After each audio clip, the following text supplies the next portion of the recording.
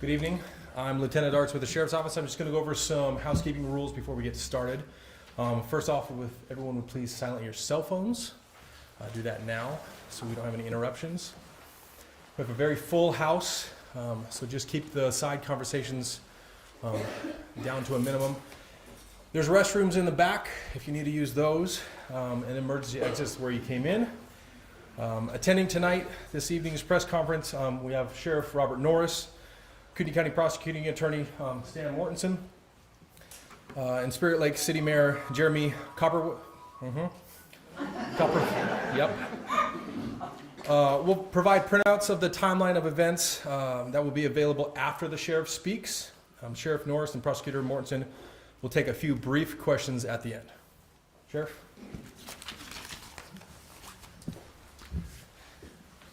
Good evening. Sheriff Robert Norris, I am your sheriff here in Kootenai County. The purpose of this press conference is to provide as much information to you as possible and to clarify a lot of information that is circulating in the public, phone calls that we've received, and other platforms that have raised these questions. When we leave here tonight, I would like for you to have some takeaways. And a couple of these takeaways are that there were no Kootenai County deputy sheriffs at the scene of this incident at the time of the incident. I'd like for you to note that at the conclusion of this meeting, I'd like for you to have a better understanding of the processes that are going to occur because of a critical incident here in Kootenai County. I'd like for you to have an understanding of what a North Idaho Critical Incident Task Force is and what role that each of us are going to play in this particular incident. So on November the 1st, 2023, at 18:14 hours, a reporting party called and asked for a call for service at the residence of S.A. Floyd. At 18:27 hours, 2 Spirit Lake police officers arrived on scene. At 18:34 hours, an officer-involved shooting occurred.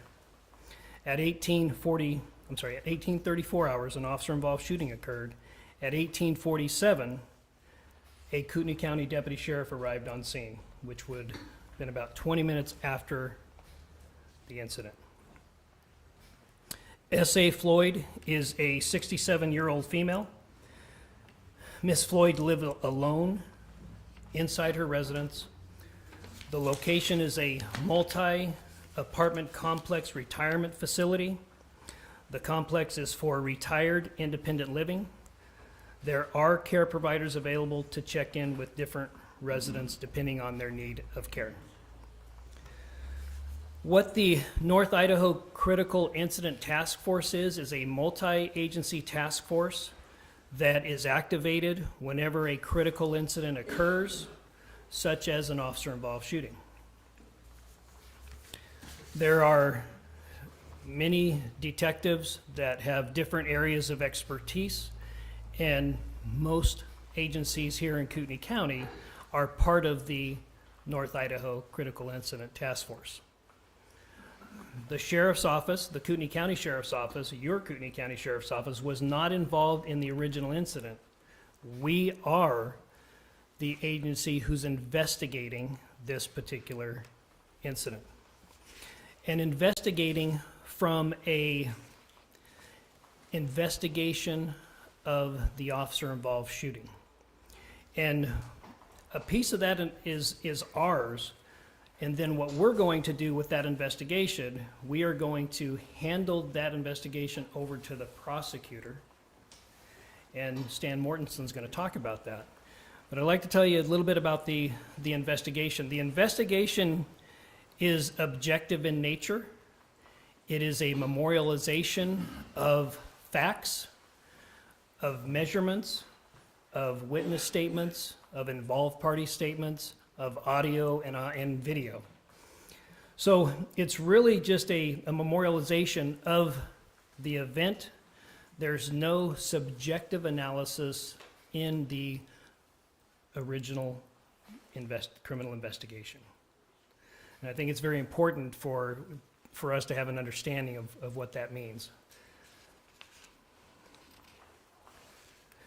The reason why an involved agency does not investigate their own is because we want to give a degree of credibility to the public to ensure that it's a independent memorialization of that event.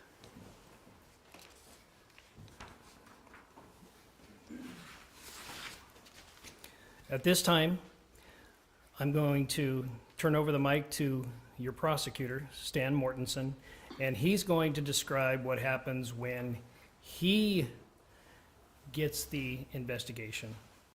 And then we're going to have Mayor Cowperthwaite, and he's going to describe what happens when a administrative review or use of force in this particular incident, what is going to occur from that standpoint. Stan? Thank you. As the sheriff mentioned, my name is Stanley Mortensen. I'm the Kootenai County prosecuting attorney. Basically, as part of a critical incident, after an investigation is complete, it will be handed over to a prosecuting agency like my office to evaluate the investigation, to evaluate the incident, and to basically determine if any laws have been violated. As part of that, it's a pretty complex but very simple process. The investigation is complete by the time it gets to my office, and what my office does is just review it to make sure the law was followed. I would like to speak on one additional thing that might explain what you may or may not hear later tonight. I know many of you have questions, and there is going to be a short period of time at the end of tonight to possibly ask questions. But before those questions are asked, I wanted to explain why you may or may not receive the answers you're looking for. I'm not going to comment on this incident specifically. What I have to say applies to all investigations. Anytime an incident is investigated, great effort is taken to ensure the investigation is thorough, fair, and unbiased. Some investigations result in prosecution. Many do not. The decision cannot be made until the investigation is complete. When incomplete information, unverified information, irrelevant information, or information that would be inadmissible at a possible trial is released to the public, it compromises the investigation and possible prosecution, and unnecessarily heightens public condemnation of those involved in the incident. Ethical and professional rules of conduct prohibit a prosecuting agency from releasing such information, and investigating law enforcement agencies, like the sheriff's office, are often advised against releasing such information. It is common for an investigation to be reviewed by a prosecuting attorney upon completion of the investigation, as I previously mentioned. I hope this explains why you may or may not receive some of the answers to the questions you have regarding this incident. So you have the original investigation that we complete. In this incident, the sheriff's office completes. We give it to the prosecutor's office. There's another piece of this, and that is called the use of force or administrative review of the incident. And Mayor Cowperthwaite? Thank you. For everybody, it is pronounced Cowperthwaite. It's a tough one, so I'll just help you out there. I will let you know that our Lieutenant Eric Reed, sitting to my right here, is working directly with local agencies, not Kootenai County Sheriff's Office, in regards to the administrative review. Our officers are on administrative leave. Both or all three aspects are part of a standard protocol in a critical incident. As we're all wanting answers to these, we need to be patient. I ask that we let the professionals in their fields finish up with their investigations. And as we heard before on the criminal investigation, Kootenai County Sheriff's Office is handling and is in charge in regards to that investigation. So again, I ask the public be very patient and field any questions you have to them on that aspect of that. And at this time, I do want to give a huge thank you to the City of Spirit Lake, my staff that came in that evening, local business that supplied some food. Tragedy does occur, but tragedy has no boundaries. There's tragedy on both sides, all sides, and a lot of people were affected by this. So again, I just ask you for your patience, and thank you guys for being here. Leave it to the sheriff. So if you have any questions to clarify the process, not what necessarily happened or any statements or anything that is relative to this investigation, but if you have any questions to clarify something that I said, the prosecutor said, or the mayor said, we'll be more than happy to answer a few questions to clarify anything that we talked about the process. I wanted to ask something. Isn't it likely that it's gonna take months to have the critical, our critical answers answered? I mean, because, you know, it's ongoing investigation, so it's not like we're only a week and 1 day into it. That's correct. So the question was, could this take months to conclude? Yes, it certainly can and it will. Yes. Yes, ma'am. Hi, I'm Alex, I'm with the spokesman review.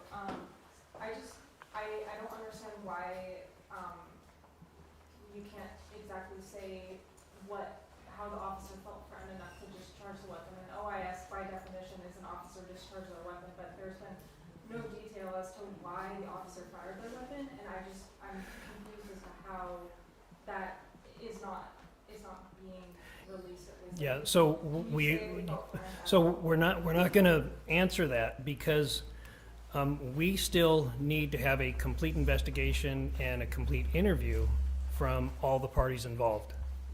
Can you say why it took 8 days to have a press conference on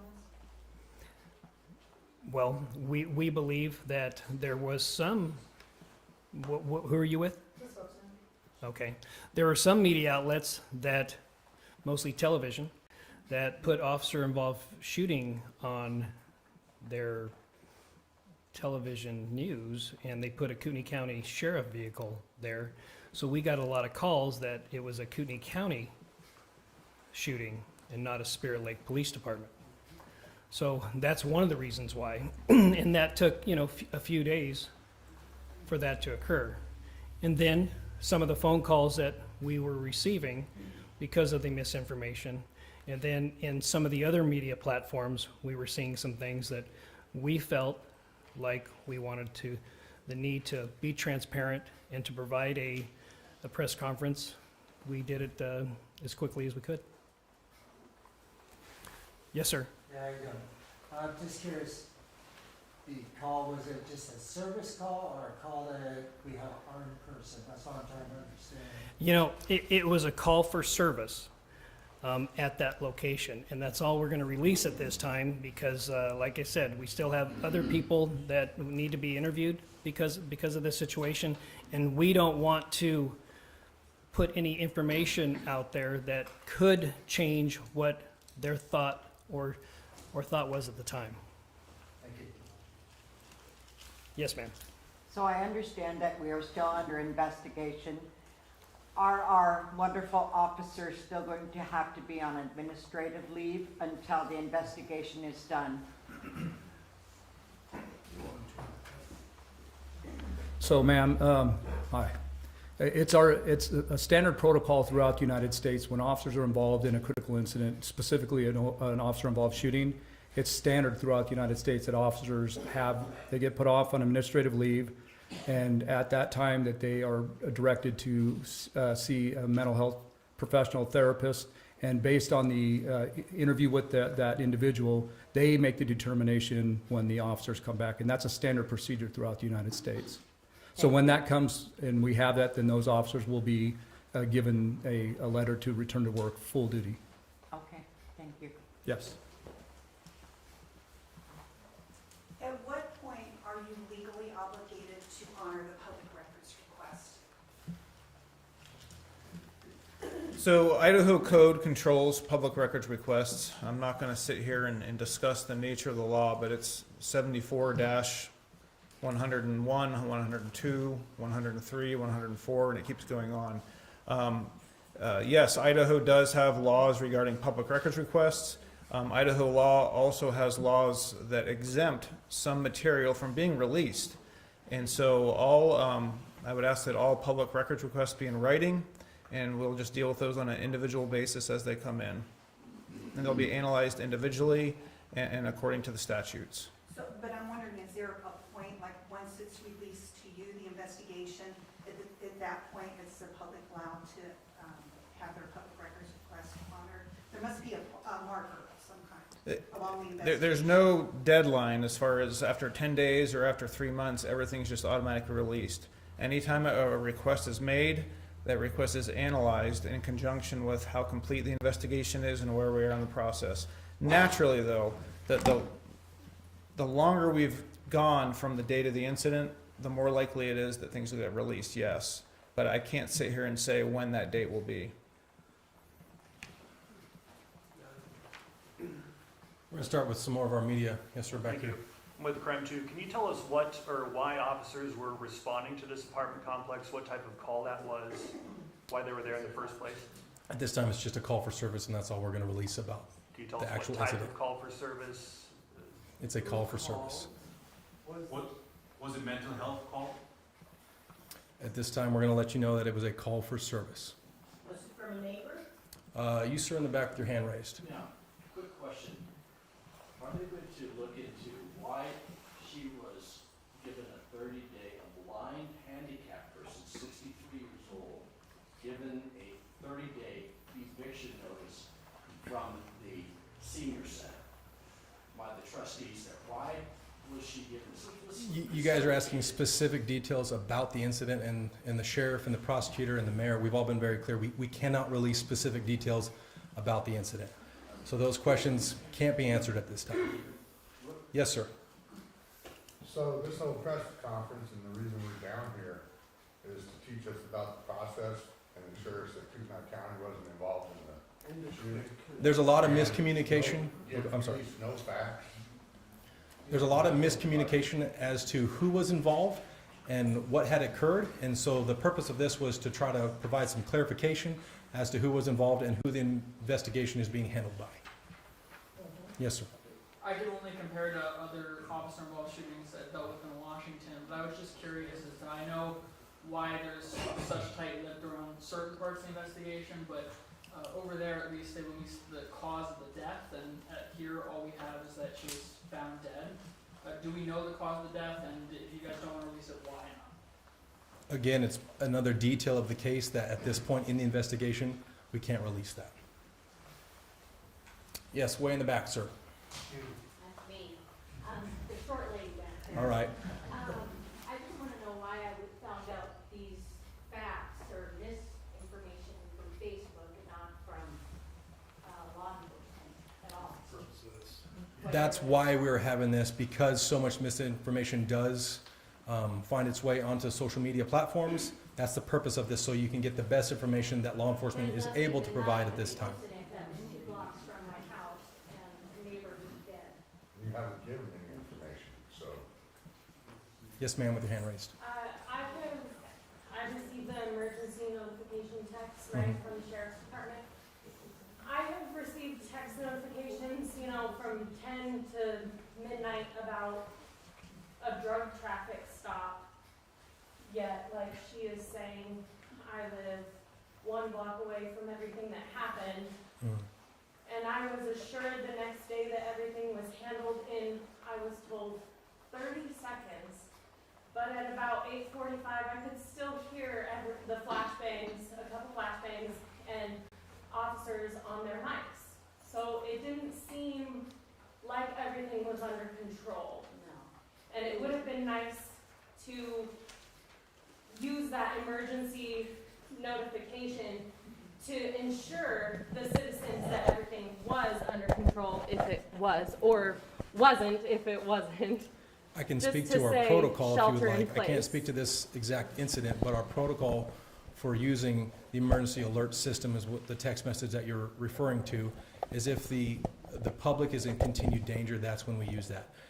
If an incident is contained and there is no imminent danger to the public, we don't use that. That's just some regulations on that network. About 2 weeks ago, there was a helicopter flying above, Fifth for about an hour. Yes, ma'am. And I received a text Yes, to ma'am. shelter in place. Yes, ma'am, because the I- public, during that incident, the public was still in danger. So we were able to use that It system. looked outside like it was dangerous. That's all I'm saying, is it would be nice to still receive that. I understand. Did not get that text, and we are Okay? Yes, ma'am.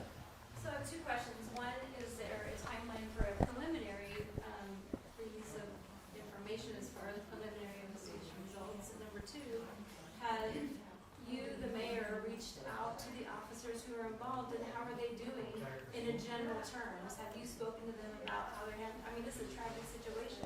Most officers go through their careers having never been in a shooting, and if you could do that, then you've had a successful career.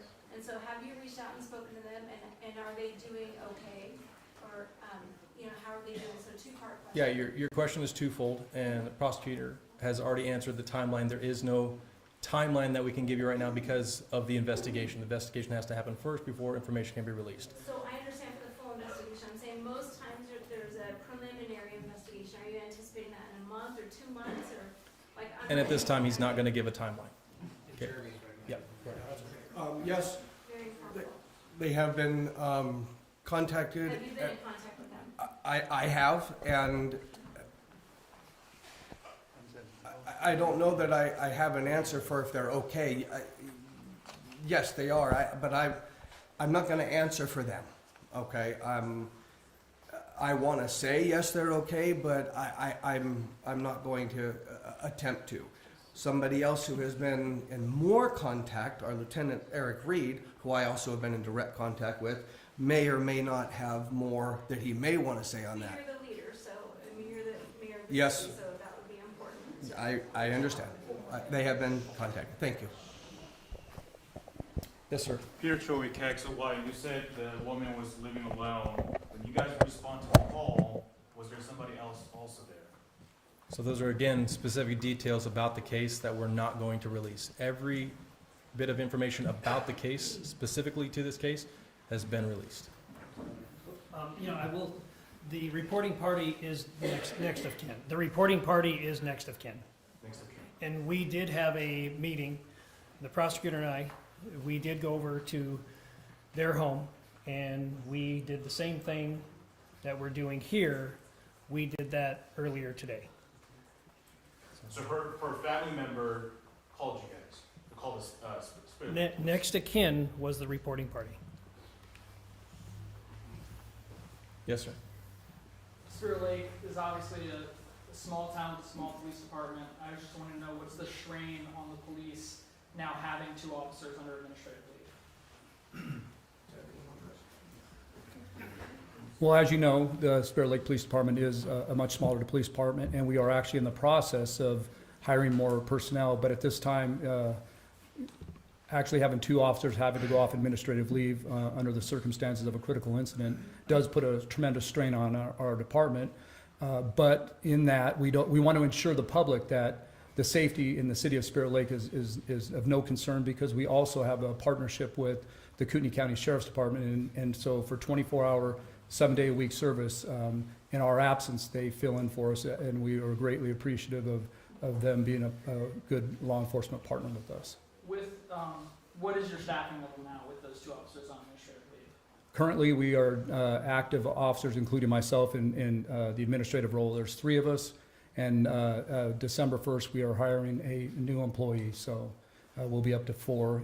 And by that time, it appears that both of our officers who are off will be back as well. I'm actually gonna come over here. You've been waiting, sir. Go ahead. There's been reports online that the victim had a gun and was shooting through the walls. Since you're clearing up this information online, can you address that if the person had a weapon as well? The information online that we're clearing up is who was involved as far as what agencies. Again, we're not gonna release specific information, details about the case. Yes, ma'am. So just because, you can't say what caused an officer to fire their weapon, can you at least give the public a general explanation as to, like, circumstances in which an officer would fire their weapon? Like, can you explain an OIS for people who don't understand? Sure. In general, officers use force based off of the incident that they're dealing with. So sometimes that rises to the level of deadly force. If they're put in a situation where deadly force is necessary, it means that they were being threatened in some sense, or the public is being threatened, so they have to use deadly force. That is a general overview of why police officers would use force. So you still can't say if the discharge of the weapon hit her or not. You just say she was found dead, and that's all you can say. You're asking I already specifics told about you the that. case again, and we can't answer that. Anybody else? Yes, sir. This, out of all the officer-involved shootings that I looked into, this has got to be the most tight-lipped investigation I've ever heard of. And I think a lot of the people here can agree with that. Why are you being so tight-lipped on this particular shooting? This is extremely highly unusual. So Idaho laws and rules are much different than Washington or other states. So Like, if, for instance, Montana County, the Craig Johnson shooting, there was a lot more information released after that shooting, or the Janetta Riley shooting. Right. So this one is very tight-lipped. and well, it's very unusual. all of the officer-involved shootings here in Kootenai County follow this protocol. I can't talk for Bonner County or other counties, but So there- Rambo in Kootenai County, when there was an officer-involved shooting on 4th of July in Coeur d'Alene, the information reported out on that one as well. So this is still I would highly unusual.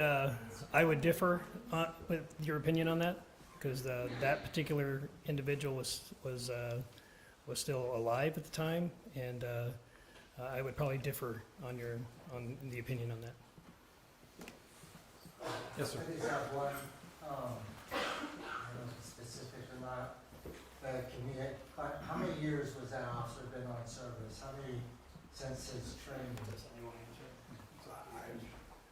There was multiple officers, and we're not releasing any information on who, why, where, what on the officers at this time. Not even their training, how long? We can't release who they are, so we can't release training records. No, I'm not asking for training records, but since training, 1 year, 2 years of But experience? it will be part of their use of force and administrative review of the event. Okay. Those are included in that type of a review. Any more questions? Have you ever been called to this apartment before or interacted with this woman in the past?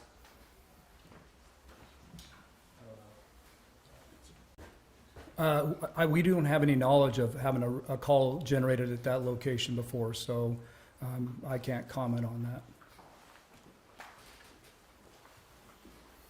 Any last questions? All right, with that, yes, go ahead. I don't have a question, I just want to express my gratitude to the Spirit Lake Police Department for being here for us. I appreciate that.